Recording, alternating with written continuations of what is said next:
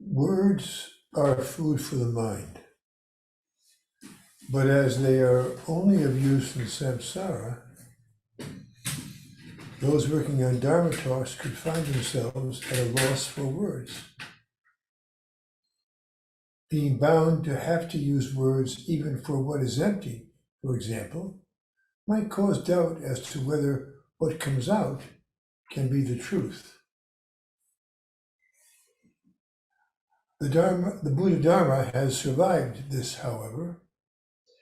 And Dogen begins his Genjokoan with, as all things are Buddha Dharma, there is delusion and realization, practice, birth and death, and there are Buddhas and sentient beings. As all things are Buddha Dharma, there is delusion and realization, practice, birth and death, and there are Buddhas and sentient beings. This is Buddhism as seen both from the world of form and specifically when we begin to take practice seriously. It states that we are deluded, but that realization is possible, and that while our time in life is limited, sentient beings who practice can become Buddhas. Accepting this, indeed, can give us reasons for why we should continue to sit. When we later come to understand instead the emptiness of all forms, we find, as Dogen Zenji said, that as the myriad things are without an abiding self, there is no delusion, no realization, no Buddhas, no sentient beings, no birth and death. Again, that as the myriad things, of which we are one, of course, we are each of us one, as the myriad things are without an abiding self, there is no delusion, no realization, no Buddhas, no sentient beings, no birth and death.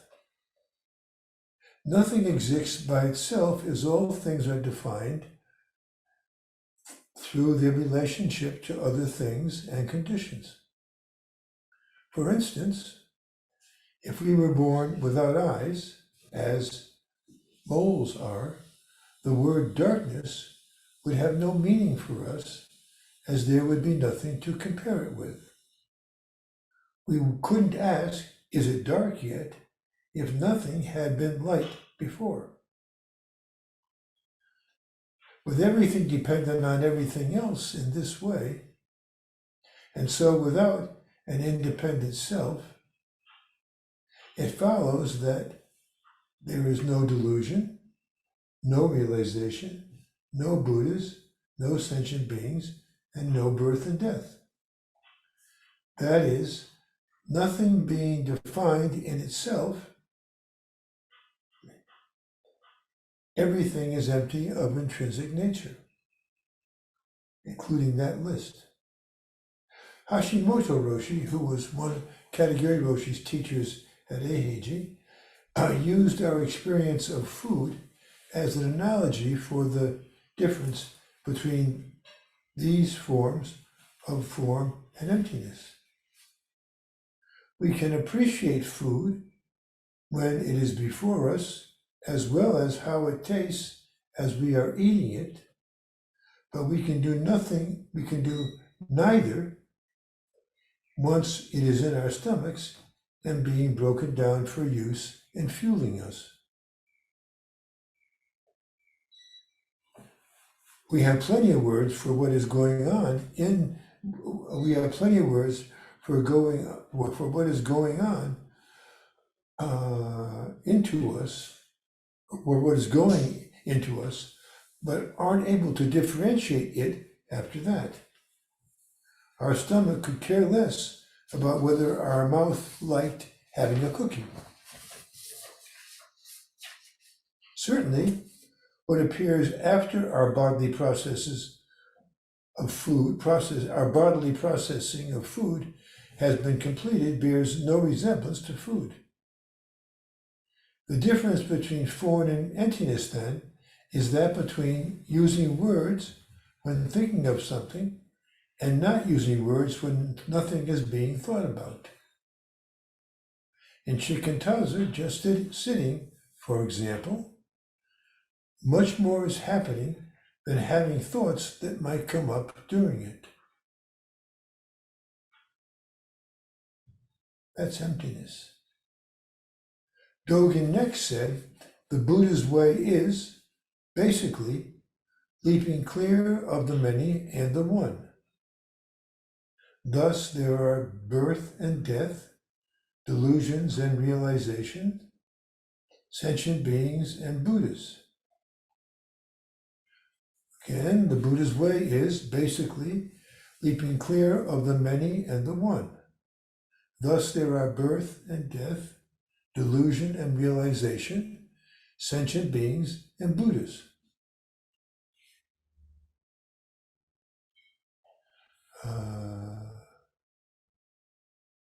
I'm trying to remember a quote that we had from last night, not on my paper here, but Buddhas are Buddhas, but Buddhas are not Buddhas. It's saying the same thing. Buddhas are not Buddhas is the second part. Buddhas are Buddhas, Buddha by itself is the first part.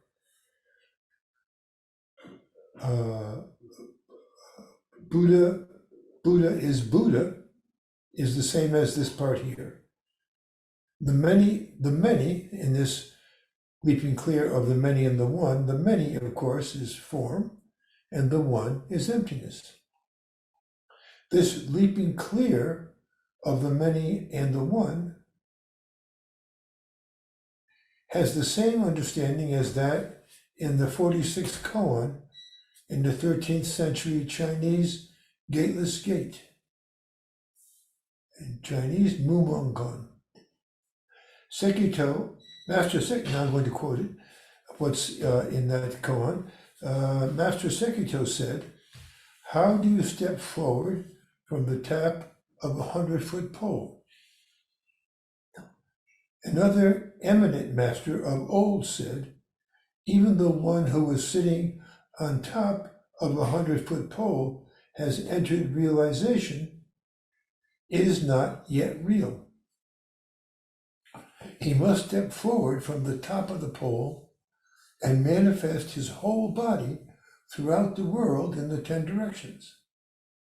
He must step forward from the top of the pole and manifest his whole body throughout the world in the 10 directions. The 100-foot pole means our practice, as well as the Buddha Dharma that until now has been informing us about our practice. However, the Buddha Dharma, when making use of words, cannot help but be involved in differentiation. And so by our relying on that, we are not free. The top of the pole, as mentioned in the second part, is being in emptiness. But our remaining there does not work because being in emptiness is not yet real, and therefore not actualized in our ordinary life. That is, having given up form, we must also give up emptiness. To have true freedom, all differentiations, whether concerned with form or emptiness, must be gone beyond. A similar example of relinquishing, which is of course going beyond form and emptiness, appears in the section in the Heart Sutra, as you know well, beginning with no eyes, no ears, and ending with and no attainment. This denial of the validity of all the dharmas serves to take the training wheels, as it were, off our practice, leaving us now able to be free of them. The first two passages from Dogen Zenji above, one about form, one about emptiness, and one about, first two, one about form and one about emptiness, are about the Buddha Dharma, Buddha's teachings, while the third one is about Buddha's way. It is this that takes practitioners beyond the concepts of being and non-being to manifest, quote here, to manifest their whole body throughout the world in 10 directions. In other words, they return to samsara, which is where there are, quote, birth and death, delusions and realization, sentient beings and Buddhas. Unless being informed like this, like that quote, we cannot, moment after moment, be right where we are. That said, not clinging to any prejudices or personal likes or dislikes with respect to either form or emptiness is to go beyond both. Without words getting in the way, things can be just as they are. Forms are freed to be just forms, and emptiness to be just emptiness. As a result, birth is just birth, death is just death, delusion is just delusion, realization is just realization, sentient beings are just sentient beings, and Buddhas are just Buddhas. This is to experience the suchness of everything outside of us in particular. The word suchness is for everything outside of us when it's freed from our conceptions about it. And though this may sound special, it isn't. Real is what it is, and no explanations will be necessary. Words are just words. Thank you. And look, here's Jane. Yes, here we are. Anybody have a comment? It's kind of a tough talk today, I think. Or I hope not, anyway. Or a little too Doganish for you. But anyway, anybody have a comment? The important thing, of course, I'm using Dogen. Yes. Yes, Mitch. I couldn't help but go back in history. The first thing that you ever said to me was, "Things are as they are." Yep, that's it. That was our first. That was our first conversation. Yeah, we went right to the end, didn't we, Mitch? How about that? Things are as they are. Yeah. Thank you. You know, I had a neighbor because I'm a very bad golfer, and he went out and played a round of golf and said, "God, this is easy. I mean, why are you always struggling with it?" Then he played his second round of golf and couldn't hit the ball. And you know, the old thing in golf is it takes at least 7 or 8 years. So we started out with things are as they are, and many years later, what, 15, 16 years later, we're trying to come back to the full circle. Yeah, that's great. You know, golf is, although I don't play golf, having been completely inadequate at it when I tried as a child, other than miniature golf. But that's a good example. Our mind gets in the way of our doing what we can do naturally. Yeah, that's what our practice is all about. I thought I saw another hand someplace there. I thought. Yes, Mike. got the impression from your talk that we've discussed this before, that we need to use these comparisons as tools to understand samsara awareness and all these other things. But we need to put them down when we're done with them and not drag them around, not become attached to them and stuff. So in a way, are you stating that these comparisons that we make between form and emptiness, or birth and death, they don't really exist, but we need to talk to them in that way in order to understand what we're trying to understand? No, that didn't make any sense, but That was fine, yeah. that all of this are just tools. It's like, a golf club to hit a ball into a cup. You can just walk over to the cup and drop the ball in there, but you have to use the tool to do it properly. So once we're done with our comparisons and everything, we need to put them aside and go back into the world and try not to get too caught up with it. Is that anywhere near what you were talking about? Sure.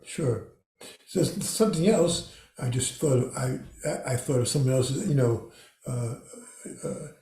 Shohaku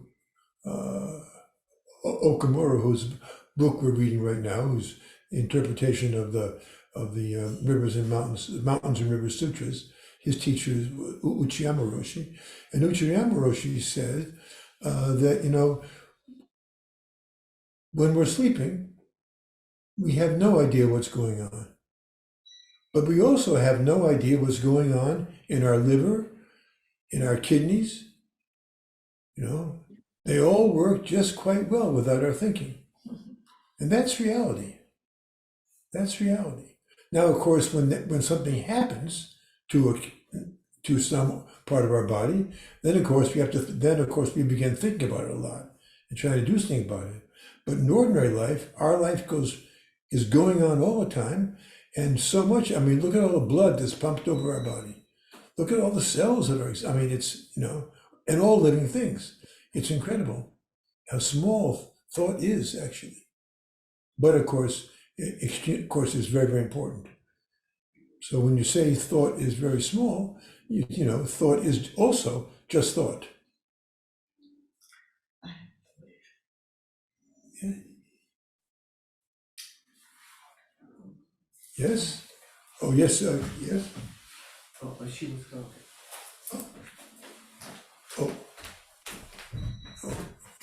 Oh, gonna come over here, huh? Okay, yeah, sure. That's good, yeah. Oh, you? What? You have to go? During your break on? Yes.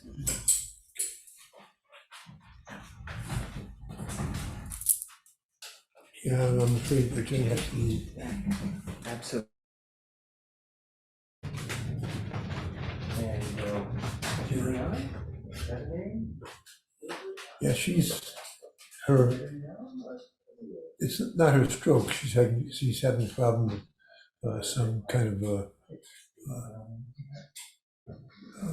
pain in her arm, which probably is not connected. She's been very, very well checked. It's not her heart, by the way, and it's in her right arm also, but it's very troublesome for her. So this morning was particularly bad, she said. So it's just too much right now, so she's gone. Anybody else have any comments? Yes, there's Steve.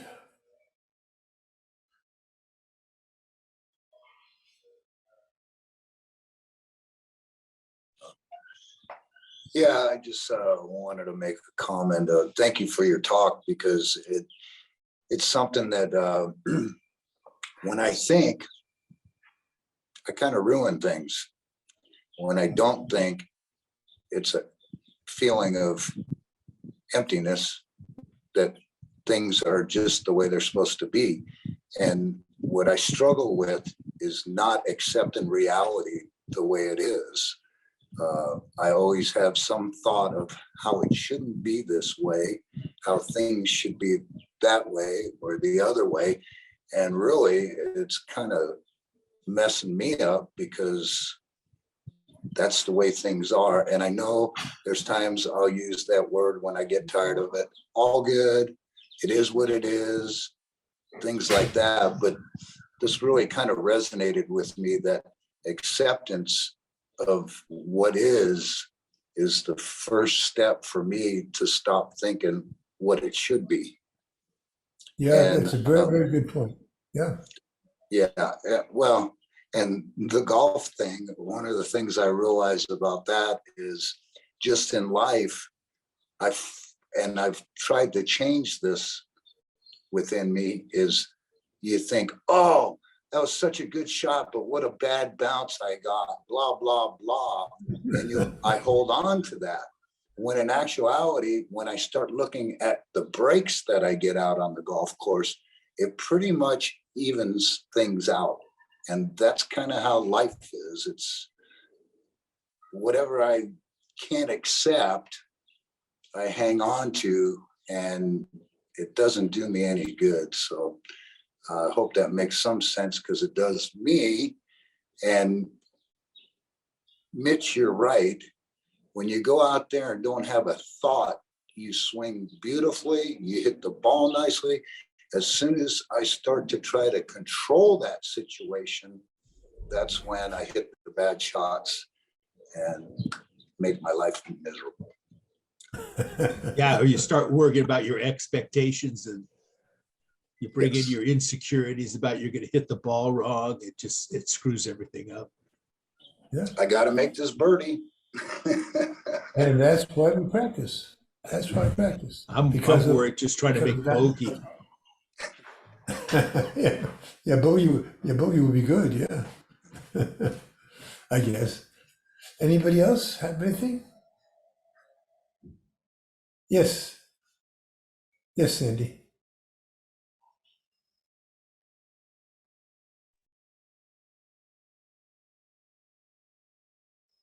Uh-oh, no, not one of these sound things again. We ought to give you a soundtrack every time.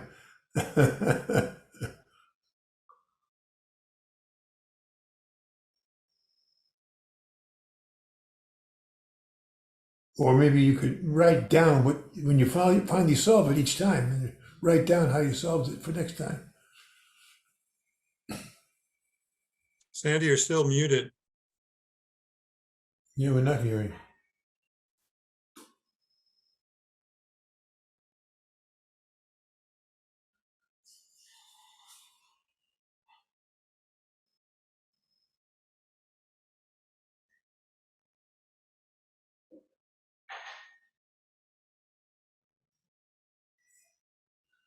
No, not a word.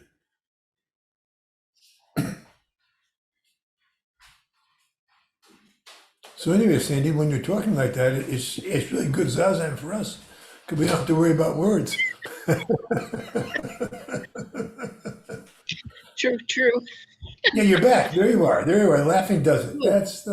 Oh, That's the issue right there. yeah. One of the things that came up when you were giving your talk, which thank you, it was excellent, was the fact that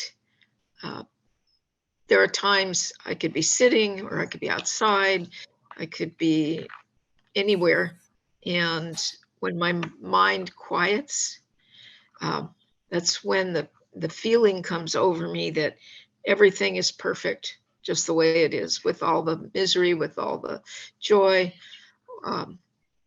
that it's almost like this feeling of being in nirvana, that there's just nothing that's not perfect, just as it is. And I know it's not something I want to get caught up in, when I could easily get caught up in those feelings and try to keep recreating them, but they do come up occasionally, and it's just a moment of stepping away from my mind and realizing, oh, it's in the gibberish mode. It's not being useful, and I can just relax and quiet it. But it's sometimes a lot easier to do that while I'm not sitting, while I'm just, being somewhere, just being anywhere. But the minute I close my eyes and sit on a cushion or a chair, boy, that mind gets going. and just doesn't want to let go. That's my little bit. No, that's very good. As a matter of fact, those little instances are part of practice. And in fact, they are, in a sense, or more than a sense, that is nirvana. Mhm. But once things are going very well. But sometimes, of course, we have that experience, whether we've ever sat or not in our life. But still, it's the same thing. Mhm. That's the reality. It's not that that's the true nature of ourselves. Right. Even though even though conditions will, and as conditions, whatever goes on in our life or in our mind and our people around us and our world and etc. Still, that's the truth. And so you can't hold that experience, but No. but when the truth is not there, then you can remember this is not the truth. Mhm. That experience that you have, that's the truth. Right? So it's a slow actualization of the reality of the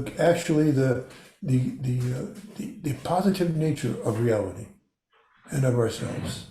Ourselves, of course, very important for us, but it's the positive nature.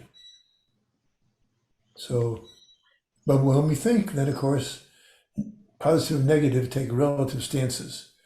So it's a whole different thing. Right. Any other Thank you, Peter. comments? You're welcome. Thank you.